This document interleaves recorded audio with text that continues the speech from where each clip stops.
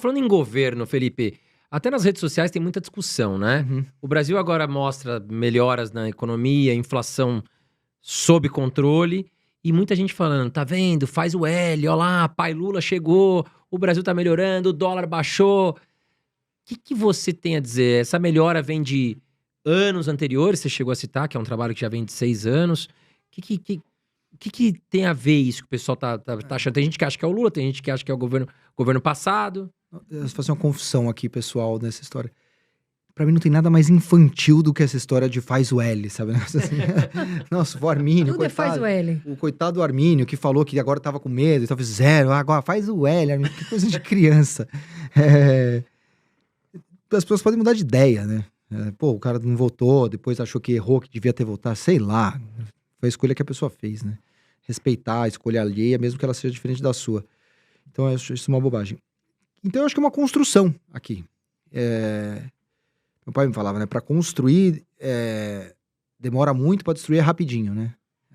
O Buffett fala um negócio, pra construir a sua reputação também demora e um erro destrói tudo.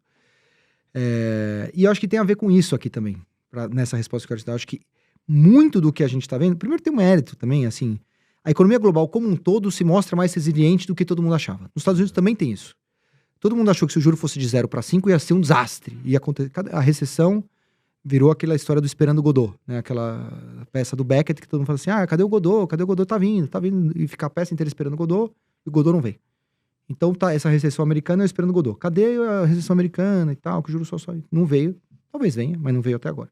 Então, no mundo, tem uma dinâmica que ninguém entendeu direito ainda. Tem hipóteses, mas ainda não tem nada validado. Que é por que a economia global tem sido mais resistente do que todo mundo imaginava.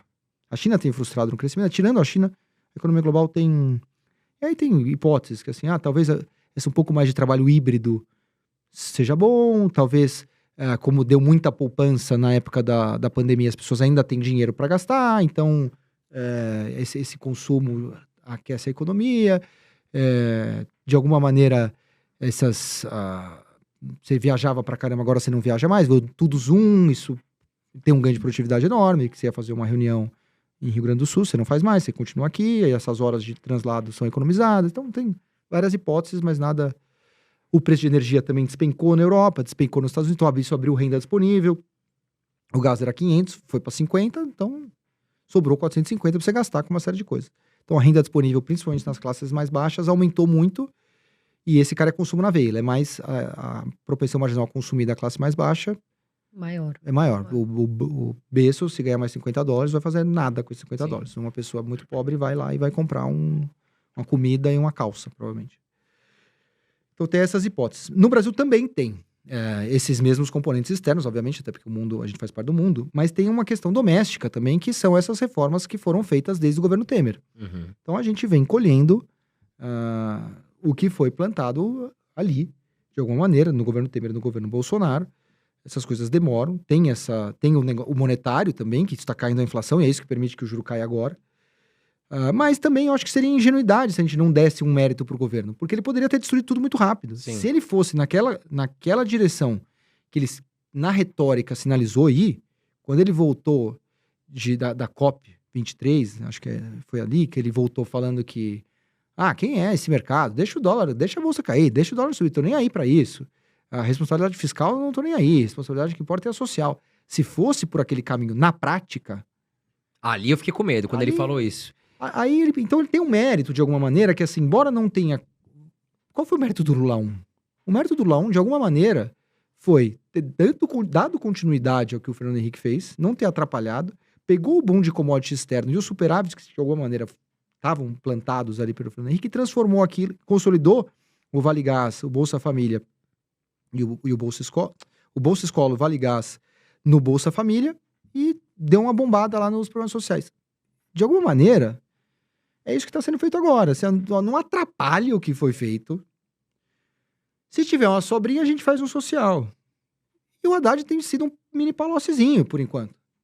Então, tem um mérito aqui. Ele tá se comunicando bem, né? O Haddad, eu sinto isso também. Ele tá fazendo um trabalho interessante, né? O Haddad... Congresso, né? Tem se comunicado bem Ele tem conversado bastante com o Banco Central, né? Uma interlocução formidável com o Banco Central. Sim. E colocando o Galípolo lá, que é muito próximo a ele, tira o fantasma da sala, porque assim, ô Lula, não dá pra ficar brigando lá com os caras, porque nosso amigo tá lá e tá falando que os caras são sérios, o rapaz lá trabalha, faz as contas, é direitinho, é alfabetizado, né, sabe comer de garfo e faca e tal, não dá pra brigar, tá tudo bem. Então vai também lubrificando um pouquinho a relação, e acho que de alguma maneira tem esse mérito, sabe? E também pegou um congresso, talvez, que a gente nunca vai saber, né, como seria com uma base governista forte.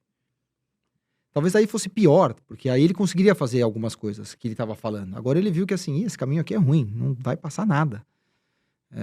E a gente nunca vai saber, né? A história não conta o que poderia ter sido se não fosse... nós temos uns heróis meio estranhos, né? O país é meio...